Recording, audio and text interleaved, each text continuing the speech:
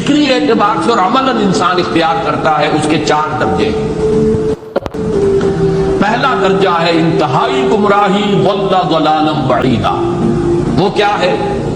اگر عزت ہوئی، نعمتیں ملی، فلاں دیوی یا دیوتا کی نگاہ کرم ہے، اس کی کرپا سے یہ ہو گیا۔ اور اگر کوئی تکلیف آ گئی، مصیبت آ گئی، معلوم ہوتا ہے کہ فلاں دیوی یا دیوتا ہم سے ناراض ہو گیا، یہ کالی دیوی کی طرف سے کوئی مصیبت آ گئی ہے، یا یہ کہ یہ لکشمی دیوی کی نگاہ کرم ہے کہ ہمیں دولت مل گئی ہے۔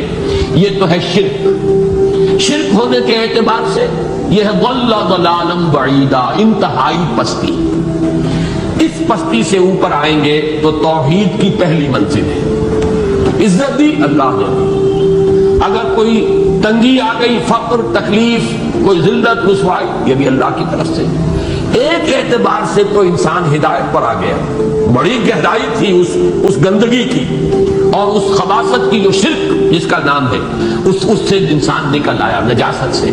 توحید تو ہے لیکن ابھی اس میں اس کی گمراہی کا ایک ایلیمنٹ شامل ہے، اور یہ گمراہی سے جب تک آگے نہیں آئے گا، اوپر نہیں ابھرے گا، اس کا طرز عمل کیا ہوگا کہ ذرا کچھ مل گیا، عزت مل گئی، پھولے نہیں سما رہے، اب زمین پر قدم نہیں ٹک رہے، گردن اکڑ رہی، کہیں محرومی ہو گئی، کوئی تکلیف آ گئی، کوئی مشقت، فقر آ گیا، اب بجھ کر رہ گئے۔ ان دونوں کیفیات میں انسان کا پینڈولم جو ہے وہ ایکسٹریم ہو جائے گا۔ یہ کب ہوگا؟ جبکہ انسان یہ سمجھتا ہے کہ اس دنیا میں جو دولت مل گئی یا عزت مل گئی تو یہ گویا کہ بڑی کوئی قابل فخر شے ہے، اور اگر یہاں پر کوئی تکلیف آ گئی، کوئی مصیبت آ گئی، فقر و فاقہ آ گیا تو یہ گویا کہ بہت ہی اہانت آمیز شے ہے۔ اگر یہ انسان سمجھے گا تو طرز عمل وہ نکلے گا نتیجے کے طور پر جو میں بیان کر چکا ہوں، یہ گمراہی ہے۔ اس گمراہی سے نکلیں گے تو آپ کس مقام پر آئے؟ دوسری منزل ہدایت کی کیا ہے؟ نہ یہ عزت ہے نہ یہ ذلت ہے، دونوں حیثیتیں برابر ہیں کہ یہ امتحان ہے۔ اسی لیے ان دونوں آیتوں میں ایک لفظ قدر مشترک ہے، اذا مبتلاہ فاما الانسان اذا مبتلاہ ربہ فاکرمہ ونعمہ۔ یہ نہیں ایک ابتلا ہے، آزما رہا ہے اللہ، کبھی وہ دے کر آزماتا ہے، کبھی چھین کر آزماتا ہے، کبھی فقر و فاقہ سے آزماتا ہے، کبھی وہ کثرت دولت اور کثرت مال سے آزماتا ہے، کبھی وہ صحت دے کر آزماتا ہے کہ یہ قوت اور توانائی اور صحت جو میں نے دی ہے یہ اس میں کیا کرتا ہے، کبھی وہ مرض کے ذریعے سے آزماتا ہے کہ صبر کرتا ہے کہ نہیں کرتا۔ ہمارے لیے شکوہ اور شکایت تو اس کی زبان پر نہیں آ جاتی، نالا اور سیون تو نہیں آ جاتا، تکلیف جھیلتا ہے کہ نہیں جھیلتا، اس میں تحمل ہے کہ نہیں ہے، تو صبر کرتا ہے یا شکر کرتا ہے۔ یہ دونوں کیفیات در حقیقت اس اعتبار سے مساوی ہے، یہ بھی امتحان، یہ بھی امتحان۔ یہ حقیقت جب سامنے ہوگی اب وہ پینڈولم جو ہے وہ بہت کم ہو جائے گا، یعنی انسان میں طبعی طور پر تو ایک اثر ہوتا ہے غیر اختیاری، کسی چیونٹی نے کاٹا آپ کے پاؤں پر، آپ اپنا پاؤں ہٹا لیں گے، اس میں کوئی ارادہ نہیں، یہ ریفلیکس ایکشن ہے، غیر اختیاری فعل۔ اس حد تک تو انسان ضرور متاثر ہوتا ہے، اس سے تو کوئی انسان جو ہے وہ بلند تر نہیں ہو سکتا۔ حضرت ابراہیم رضی اللہ تعالیٰ عنہ، حضور کے وہ نومولود فرزند، انتقال جب ہو رہا تھا آپ کی آنکھوں میں آنسو آ گئے۔ اب یہ ایک طبعی اثر ہے، ایک فعل ہے، انفعالی کیفیت ہے جو بالکل طبعی ہے، لیکن یہ نہیں کہ اس کی وجہ سے انسان کی زبان پر کوئی شکوہ آ جائے، کوئی شکایت آ جائے، یہ نہیں ہوگا، یہ ایمان کے منافی ہے۔ اسی طریقے سے اگر کوئی خوشی ہوئی ہے تو چہرے کے اوپر ایک نکھار آ جائے گا، تبسم آ جائے گا، اس سے زائد نہیں۔ اس حد تک تو یوں سمجھیے کہ انسان کا طبعی تقاضا ہے۔ اس سے زیادہ یہ پینڈولم اگر سوئنگ کر رہا ہے تو گویا کہ اس حقیقت سے انسان محجوب ہے کہ یہ بھی امتحان ہے، یہ بھی امتحان ہے، جو ہم سورہ حدید میں پڑھ چکے ہیں۔ ما اصاب من مصیبت فی الارض ولا فی انفسکم الا فی کتاب من قبل ان نبراها ان ذلک علی اللہ یسیر لکی لا تعصوا علی ما فاتکم ولا تفرحوا بما آتاکم۔ اللہ تمہیں کچھ دے تو اتراؤ مت، اللہ تم سے کچھ چھین لے تو اس کے اوپر افسوس مت کرو۔ یہ نتیجہ ایمان کا نکلنا چاہیے۔ اگر تمہیں ایمان ہے اللہ پر، اگر تمہیں یقین ہے کہ جو کچھ ہوا ہے اللہ کے اذن کے بغیر نہیں ہوا، اگر تمہیں یقین ہے کہ اللہ نے جو میرے لیے طے کیا ہے اس میں میرے لیے خیر ہی ہے، چاہے فی الحال، فی الوقت، فوری فوری طور پر مجھے ناگوار محسوس ہو رہی ہے بات، لیکن یقیناً میرے لیے اس میں خیر ہے میرے رب کی طرف سے کہ ہر کے ساتھ یہ ماریخ عین الطاف، ہم تو شارٹ سائٹڈ ہیں، ہم دیکھ نہیں سکتے کسی شے کو، ہم اس کے ظاہر کو دیکھ کر گھبرا اٹھتے ہیں کہ یہ تو تکلیف آ گئی، کیا پتا اسی کے پردے میں اللہ کی رحمت آ گئی۔ میں نے وہ رئیس امروہوی کے اشعار آپ کو کئی دفعہ سنائے ہیں، وہ وقت آیا کہ ہم کو قدرت ہماری سعی و عمل کا پھل دے، بتا رہی ہے یہ ظلمت شب کہ صبح نزدیک آ رہی ہے، ابھی ہے کچھ امتحان باقی، فلاکتوں کے نشان باقی، قدم نہ پیچھے ہٹے کہ قسمت ابھی ہمیں آزما رہی ہے۔ رئیس اہل نظر سے کہہ دو کہ آزمائش سے جی نہ ہارے، جسے سمجھتے ہو آزمائش وہی تو بگڑی بنا رہی ہے، اسی آزمائش سے تو بگڑی بنے گی، اسی سے تو تمہارا خیر جو ہے اجاگر ہوگا، سامنے آئے گا، پتہ چلے گا who's who, what is what۔ ابو بکر میں کتنا یقین اور ایمان تھا، یہ کیسے معلوم ہوگا؟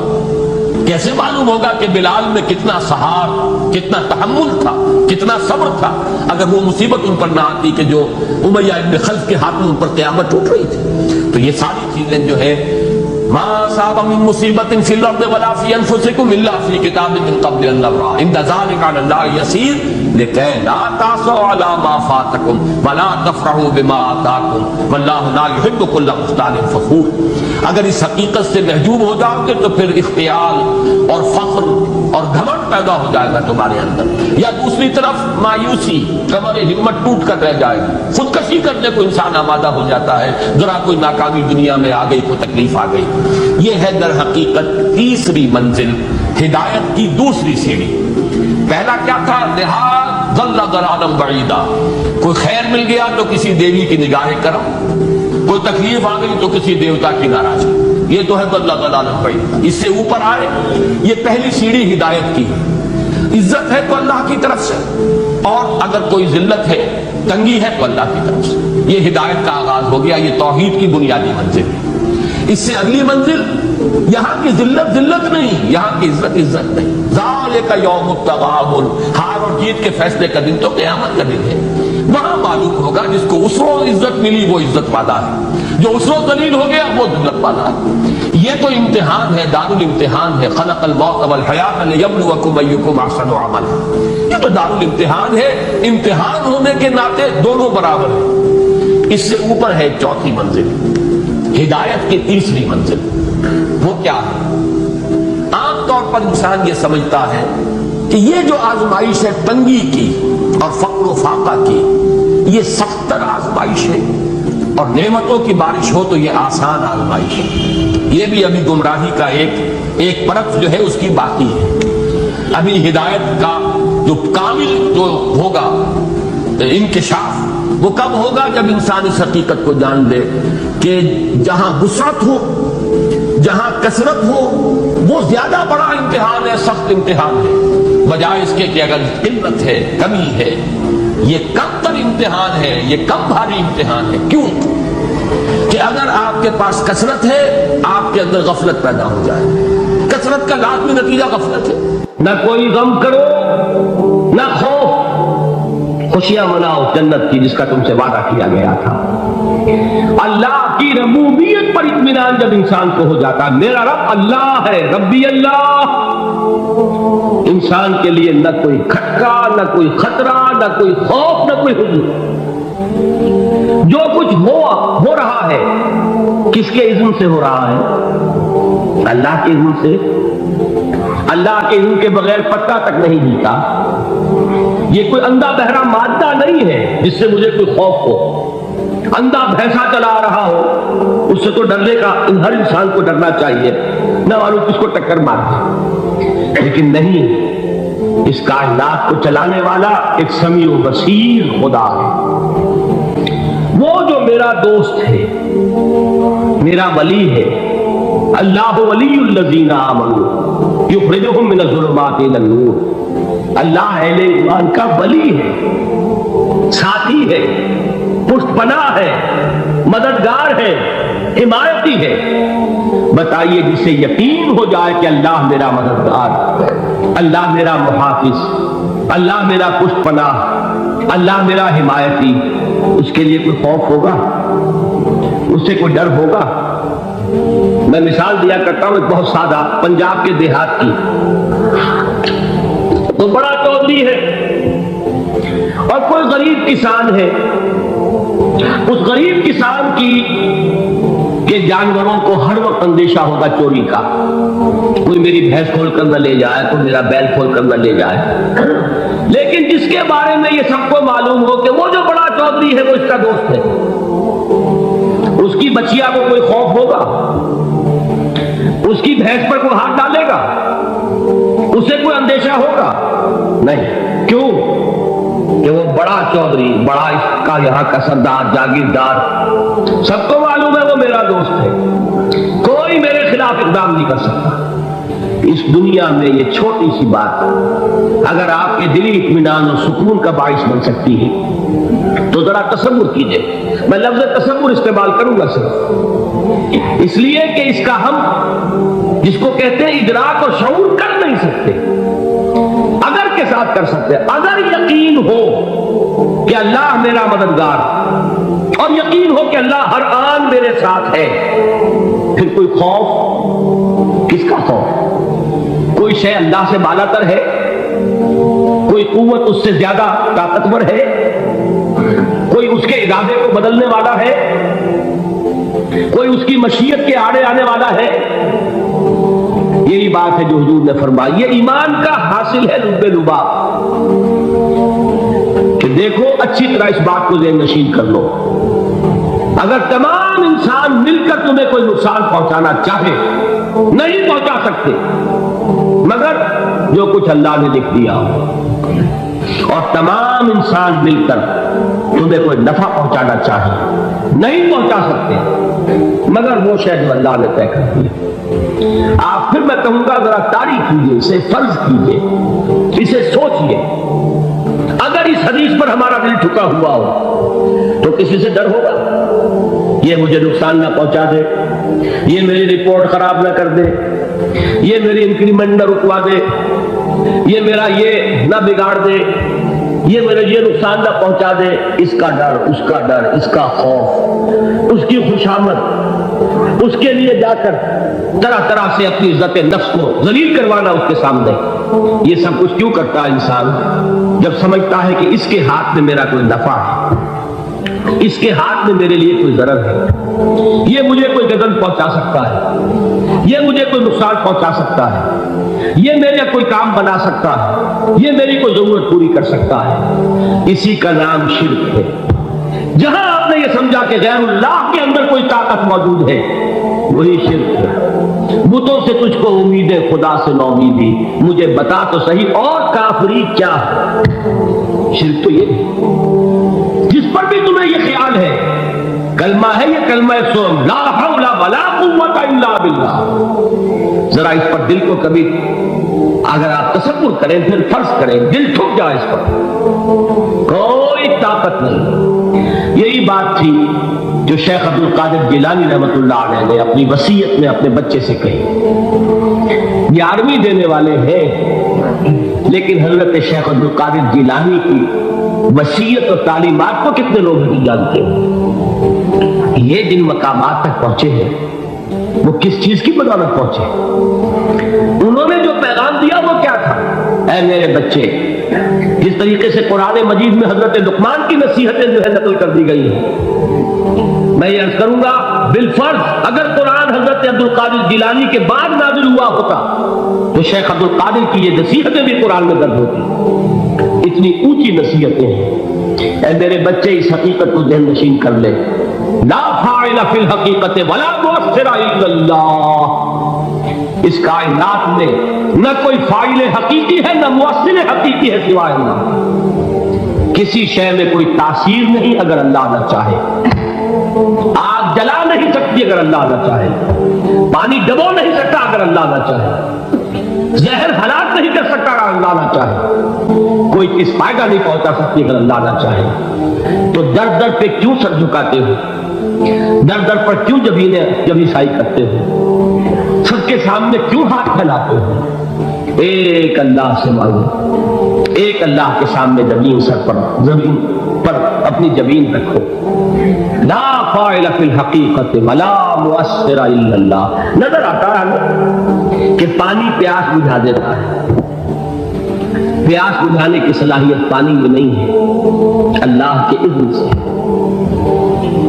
کھانا بھوک مٹا دیتا ہے، بھوک مٹانے کی صلاحیت کھانے میں نہیں ہے، اذن رب میں. دیکھیے یہی یقین تھا. حضرت موسیٰ علیہ السلام کا واقعہ یاد کیجیے.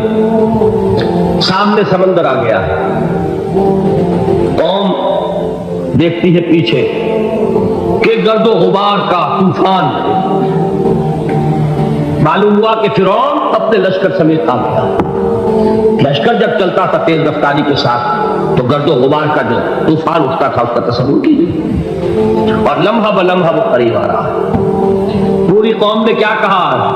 اے موسیٰ انا لمدرکون، اے موسیٰ ہم کو پکڑے گئے.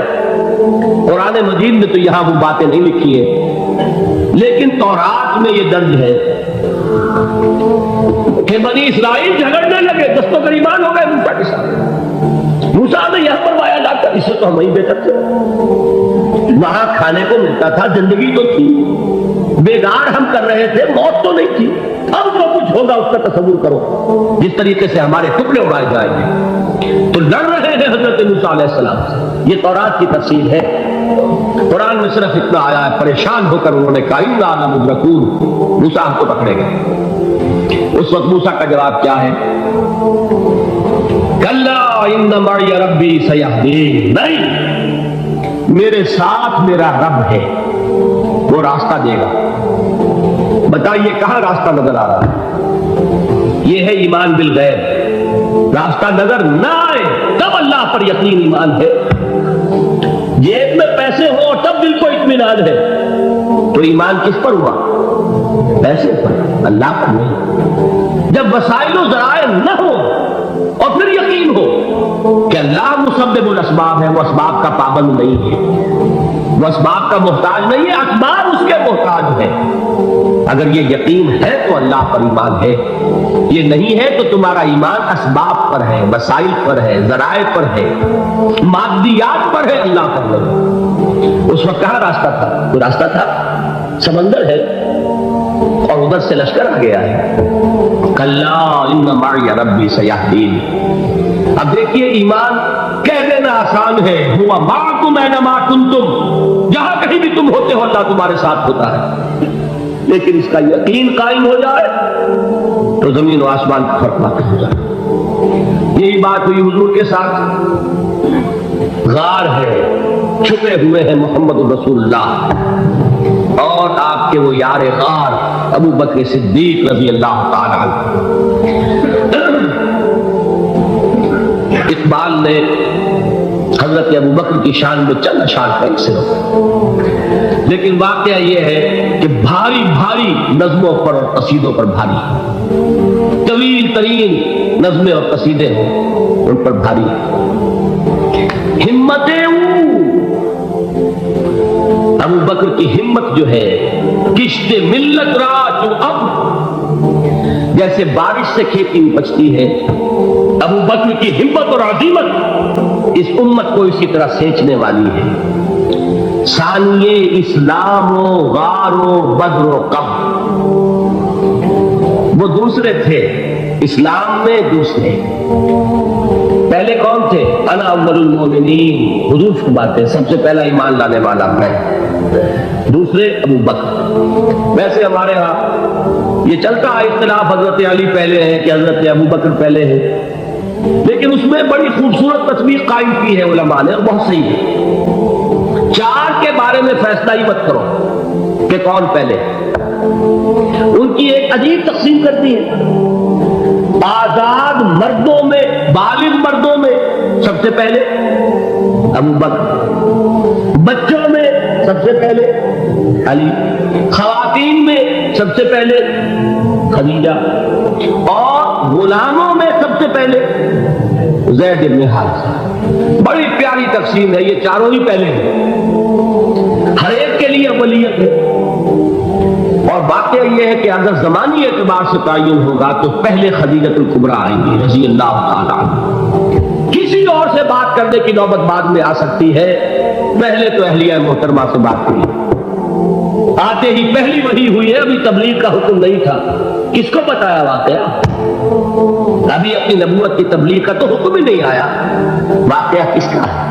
وہ خدیجہ کا ہے۔ جب کہا ہے کہ خشیت علی نفسی، مجھے اپنی جان کا اندیشہ ہے، تو کیا جواب دیا خدیجہ نے رضی اللہ تعالی عنہا؟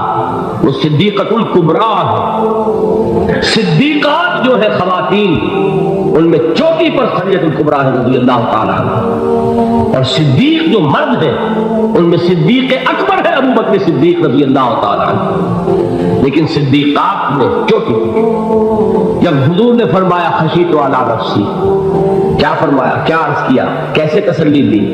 نہیں نہیں، اللہ آپ کو ضائع نہیں کرے گا، آپ غریبوں کے ہمدرد ہیں، آپ مساکین کے تکالیف رفع کرنے والے ہیں، آپ بیواؤں کی سرپرستی کرتے ہیں، آپ مسافروں کی خدمت کرتے ہیں، اللہ آپ کو ضائع نہیں کرے گا، یہ یقین ہے اس خاتون کے اندر۔ خیر وہ ایک علیحدہ بات ہو جائے گی۔